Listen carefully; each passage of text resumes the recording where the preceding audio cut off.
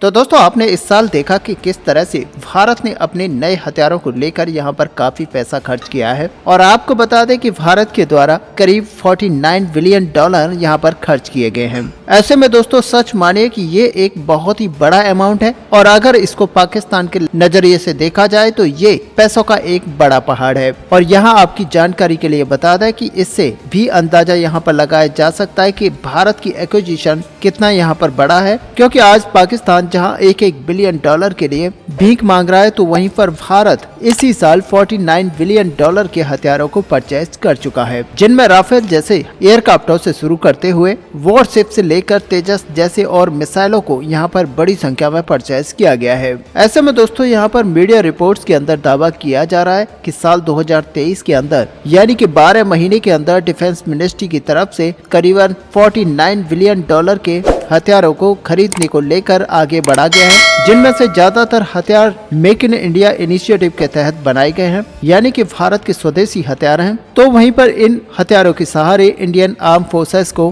कई गुना मॉडर्नाइजेशन किया गया है। ऐसे में दोस्तों साल 2023 के अंदर डिफेंस मिनिस्टर श्री राजनाथ जी ने कई सारे डिफेंस एक्विजिशन काउंसिल की मीटिंग्स को आयोजित किया है और आपको बता दें कि इन मीटिंग के दौरान 3,50,000 करोड़ के हथियारों को परचेज करने की अनुमति दी गई है, जिसको अगर डॉलर में यहाँ पर कन्वर्ट किया जाए तो करीब 49 बिलियन डॉलर होते हैं। ऐसे में दोस्तों इन हथियारों के एक्विजिशन को यहाँ पर देखा जाए तो नवंबर महीने में ये करीब 2.23 लाख करोड़ रुपए के कैपिटल एक्विजिशन को लेकर अप्रूवल दिया गया है, जो करीब 29 बिलियन डॉलर होता है। और दोस्तों इस एक्विजिशन को लेकर अवेलेबल इंफॉर्मेशन के मुताबिक अमाउंट का करीब 98% वो एक्विजिशन यहाँ पर डोमेस्टिक हथियारों को लेकर होगा, यानी कि 98% भारत के स्वदेशी हथियारों को यहाँ पर परचेज किया जाएगा। और दोस्तों इन डोमेस्टिक एक्विजिशन में लाइट कॉम्पैक्ट हेलीकॉप्टर मर्चेंट से शुरू करते हुए लाइट कॉम्पैक्ट एयरक्राफ्ट तक यानी कि तेजस फाइटर जेट तक सुखोई 30 MKI एयरक्राफ्टों को पूरी तरह से यहाँ पर अपग्रेड करने को लेकर भी और कुछ ऐसे पार्ट्स को यहाँ पर शामिल किया गया है जो कि भारत के अंदर ही बनाए गए हैं, जो कि यहाँ पर भारतीय सेना, नौसेना और वायुसेना के लिए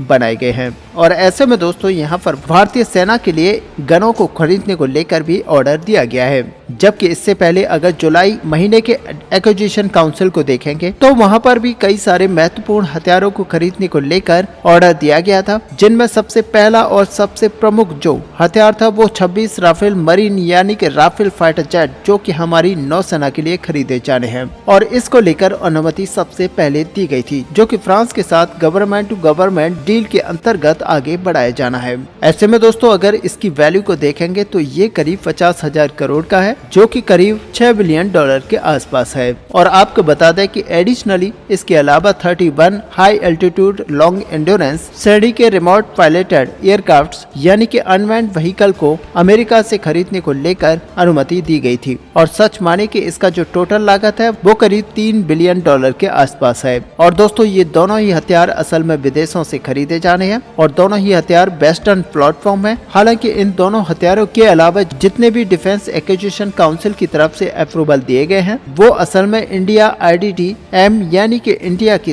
तरफ से डिजाइन डेवलपमेंट और मैन्युफैक्चर कंपोनेंट को प्रायोरिटी पर रखा गया है। ऐसे में दोस्तों बहुत सारे इंडियन हथियार हैं जिनके लिए इंडियन एक्विजिशन काउंसिल की तरफ से यहाँ पर अप्रूवल दिया गया था। इसके अलावा दोस्तों आपको बता दें कि इंडियन कोस्ट गार्ड के लिए लाइट कॉम्पैक्ट हेलीकॉप्टर और साथ ही ध्रुव मार्क 3 हेलीकॉप्टर के भी वेरिएंट को परचेज किया जाना है, जो कि एक बड़ा प्रोक्योरमेंट है। और दोस्तों यहाँ पर रिपोर्ट में दावा किया जा रहा है कि टोटल 17,176 करोड़ रुपए के यानी कि 2.3 बिलियन डॉलर के डील को भी भारत इलेक्ट्रॉनिक लिमिटेड को दिया गया है, जो कि आर्म फोर्सेस की कई सारे ऑपरेशनल कैपेबिलिटी को इनहेंस करेगा। ऐसे में दोस्तों भारत इलेक्ट्रॉनिक्स लिमिटेड इस पैसे की लागत से कई तरह के इक्विपमेंट यानी कि medium power radar, receiver, integrated electronic warfare system और अन्य इलेक्ट्रॉनिक इक्विपमेंट को बनाकर तैयार करेगी। हालांकि इसके अलावा अगर देखा जाए तो भारत ने यहाँ पर भविष्य को ध्यान में रखते हुए इस साल कई तरह के स्टेप्स को उठाया है, जिनमें एक बहुत ही बड़ा प्रोक्योरमेंट 70 HST-40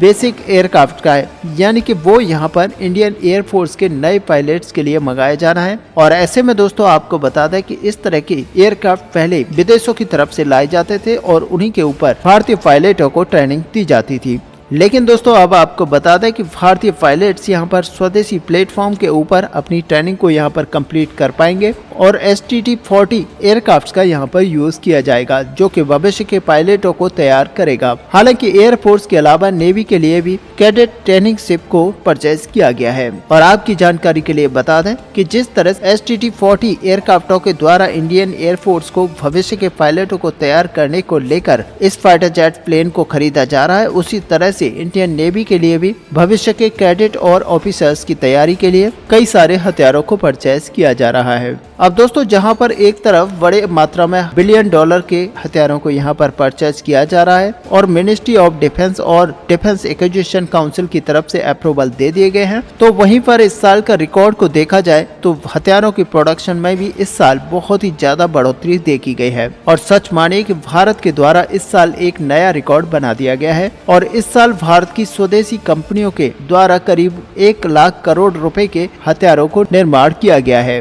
और सच मानिए कि भारत के अब तक की हिस्ट्री में इसको एक बहुत ही बड़ा अचीवमेंट बताया जा रहा है, क्योंकि एक साल के अंदर भारत के अंदर कभी भी इतनी बड़ी क्वांटिटी में हथियारों को डेवलप नहीं किया गया है। और अगर इसे साल 2016 से कंपेयर किया जाए तो इतने कम समय के दरमियान इतने जो हथियारों की प्रोडक्शन है वो करीब 10 गुना तक बढ़ चुका है। ऐसे में दोस्तों मिनिस्ट्री ऑफ डिफेंस के डाटा को यहाँ पर देखा जाए तो एक्सपोर्ट में भी इस साल काफी ज्यादा बढ़ोतरी देखी गई है और बताया ये जा रहा है कि साल 2022 और 23 के बीच में 16,000 करोड़ के हथियारों को एक्सपोर्ट किया जा चुका है, जो कि पिछले फिजिकल ईयर दौरान अगर देखा जाए तो ये करीब 3,000 करोड़ रुपए अधिक का है, जबकि इसे फिजिकल ईयर 2020 के साथ कंपेयर किया जाए तो करीब इसमें 10 गुना उछाल देखा गया है। और सच माने कि ये भारत के लिहाज से बहुत ही बड़ा छलांग है, क्योंकि एक वक्त था जब भारत केवल मात्र अन्य देशों से हथियारों को परचेज किया करता था, लेकिन अब भारत खुद के हथियारों को बनाकर अन्य देशों को एक्सपोर्ट करना भी शुरू कर चुका है।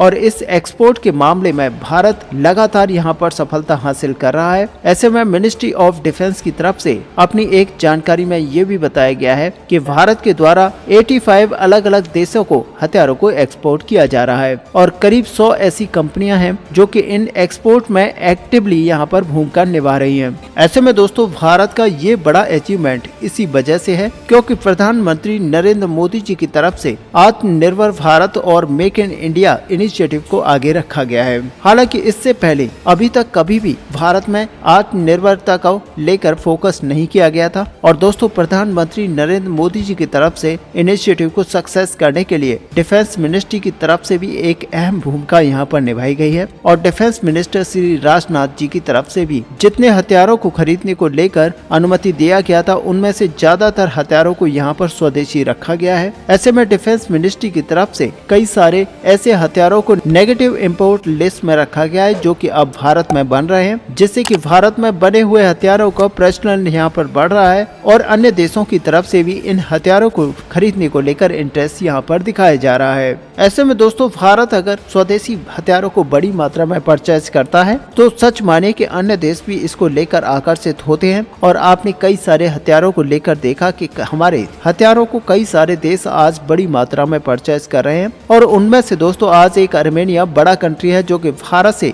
बड़ी मात्रा में एयर डिफेंस सिस्टम और कई सारे अन्य हथियारों को परचेज कर रहा है। और पिछले 3 से 4 सालों में भारत ने जितनी भी एक्सरसाइज यहाँ पर की है उनमें अपने हथियारों को बढ़ चढ़कर दिखाया है, जिसकी वजह से कई सारे देश हैं जो कि आज भारतीय हथियारों के अंदर इंटरेस्ट ले रहे हैं। ऐसे में दोस्तों आपकी जानकारी के लिए बता दें कि हाल फिलहाल में अफ्रीकाई देशों के लिए भारतीय हथियारों के एक्सपोर्ट को लेकर ऑफर रखा गया है और इस ऑफर को लाइन ऑफ क्रेडिट के अंतर्गत रखा गया है, जिससे कि भारत की डिप्लोमेटिक सक्सेस का कारण यहाँ पर भारत के जो हथियार है वही बने हुए हैं। और सच माने कि कई अलग अलग देश हैं जो कि भारत के हथियारों में इंटरेस्ट दिखा रहे हैं। ऐसे में दोस्तों आर्मेनिया से लेकर फिलीपींस जैसे बड़े देशों की तरफ से भारत के हथियारों को खरीदा गया है, तो आज कई सारे ऐसे देश हैं जो भारत से हथियारों को लेकर काफी इंटरेस्टेड हैं, जिसमें यूनाइटेड अरब अमीरात है और साथ ही Vietnam, Indonesia, Philippines, Algeria, even Brazil जैसे देश भी आज इस लिस्ट में शामिल हो चुके हैं। ऐसे में अगर देखा जाए तो आकाश और ब्रह्मोस मिसाइलों के मामले में काफी ज्यादा इंटरेस्ट दिखाया जा रहा है और वहीं अस्त्र मिसाइल को लेकर भी कई देशों का इंटरेस्ट यहाँ पर दिखता है।